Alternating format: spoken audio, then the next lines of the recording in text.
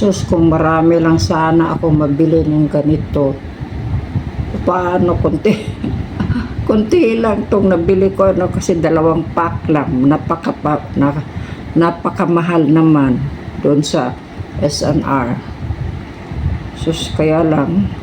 Sayang kasi ang ang benefits ba nito ay mayroon siyang anti-inflammatory, antioxidant kasi ito, at saka may potassium, at saka nagpapalower ng blood pressure natin, at saka cholesterol.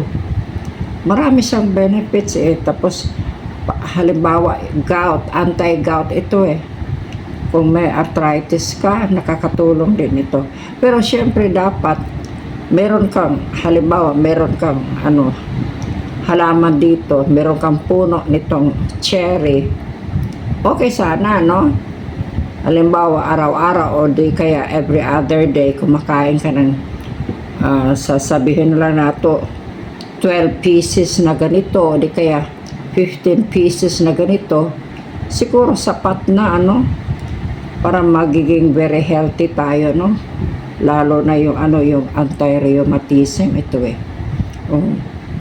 Kaya lang sana kung lilipat naman yung S&R dito sa may malapit kahit sa Iligan lang, kasi nasa Cagayan de Oro kasi yun Cagayan de Oro, so from here it takes around 3 hours, no? Galing dito sa bahay, dadaan kami sa sa Pangal Bay Bridge, tapos doon mga 3.5 hours nandun kami sa Cagayan de Oro, tapos mamili, balik na naman.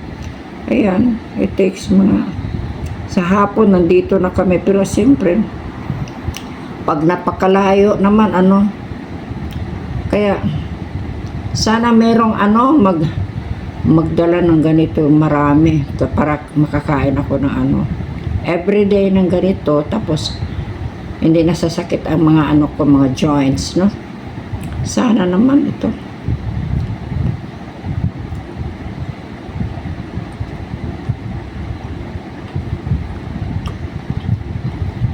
Masarap.